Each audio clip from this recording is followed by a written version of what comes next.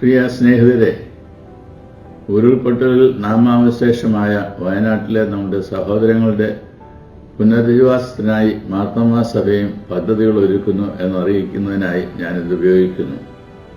ഇപ്പോഴത്തെ സ്ഥിതിയിൽ നിന്ന് ആ പ്രദേശത്തെ വീണ്ടെടുക്കേണ്ടതും നമ്മുടെ സഹോദരങ്ങൾക്ക് സ്വാതന്ത്ര്യമായി അവരുടെ പുനരുജ്ജീവനത്തിന് സഹകരണം നൽകേണ്ടതും നമ്മളുടെ കൂടെ കടമയാണ് എന്ന് മനസ്സിലാക്കി താഴെ പറയുന്ന പദ്ധതികൾ അനുയോജ്യമായത് തിരഞ്ഞെടുക്കുവാനാണ് ആഗ്രഹിക്കുന്നത്. കേരള ഗവൺമെന്റിൽ നിന്നും 5 സെന്റ് വീതം സ്ഥലം വീട് നഷ്ടപ്പെട്ട കുടുംബങ്ങൾക്ക് അലോട്ട് ചെയ്തത് കിട്ടിയാൽ 25 വീടെങ്കിലും സഭയായി നിർമ്മിച്ച് കൊടുക്കുവാൻ ആഗ്രഹിക്കുന്നു.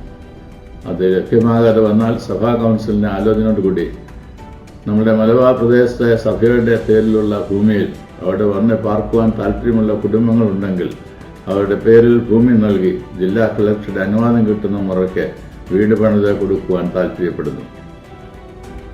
പുനരധിവസിപ്പിക്കപ്പെടുന്നവർക്ക് തക്കതായ ഉപജീവന മാർഗം കണ്ടെത്തുന്നതിനെ സഹായിക്കേണ്ടതും അത്യന്താപേക്ഷിതമായ സംഗതിയാണ്. കച്ചവടം, വിവിധ തൊഴിൽ നേടുന്നതിന് ആവശ്യമായ അടിസ്ഥാന ഉപകരണങ്ങൾ ആദിയായവ ആവശ്യക്കാർക്ക് എത്തിക്കുവാനും ആഗ്രഹിക്കുന്നു.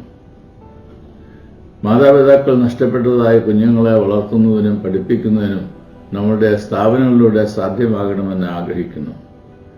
ജനങ്ങൾക്ക് വൈദ്യസഹായം ലഭിക്കത്തക്ക വിധം ചുങ്കത്ര മാർത്തോമാ ആശുപത്രിയോ മൊബൈൽ ക്ലിനിക്കോ ക്രമീകരിക്കുവാൻ താൽപ്പര്യപ്പെടുന്നു. വയോജനങ്ങൾക്ക് കരുതൽ ആവശ്യമെങ്കിൽ അവർക്ക് സഭയുടെ പാലിയേറ്റീവ് കെയർ യൂണിറ്റിൽ താമസം നൽകാവുന്നതാണ്. ആദിയായ കാര്യങ്ങൾ സഭയായി നിർവഹിക്കുവാൻ താൽപ്പര്യപ്പെടുന്നു. ഇതേ സംബന്ധമായി എല്ലാവരുടെയും നിർദ്ദേശങ്ങളും താല്പര്യങ്ങളും കേൾക്കുന്നതിനും ആഗ്രഹമുണ്ട്.